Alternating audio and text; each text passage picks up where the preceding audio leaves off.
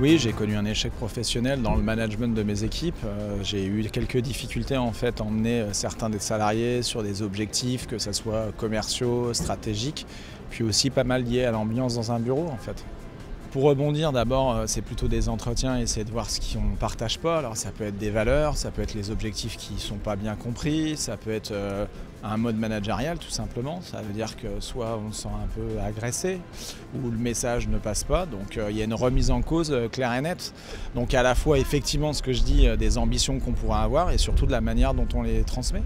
Oui, j'ai déjà connu un échec professionnel. J'ai passé un entretien et malheureusement après j'ai pas eu de suite. Pourtant l'entretien s'était plutôt bien passé. Et même en rappelant les personnes et en essayant de les recontacter, ils n'ont jamais voulu me répondre et me dire pourquoi ça s'était mal passé, pour même moi m'enrichir personnellement. Donc voilà. J'ai eu 2 ou 3 entretiens où j'ai embauché des personnes parce qu'elles sont très bien vendues, beaucoup plus, ils annonçaient beaucoup plus que ce qu'ils savaient faire, quoi. Mais voilà, ça se voyait pas, quoi. Oui, j'ai eu une mauvaise expérience lors d'un entretien pour une alternance. Lorsque je recherchais une alternance en fait dans le cadre de mon bachelor en école de commerce. Beaucoup de questions auxquelles je ne m'y attendais pas, donc gros échec pour moi. Suite à ça, j'ai continué mes recherches, j'ai persévéré, je ne me suis pas démontée.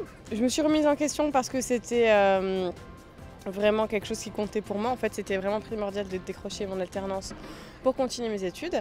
Finalement, quand on y croit et quand on persévère, on y arrive.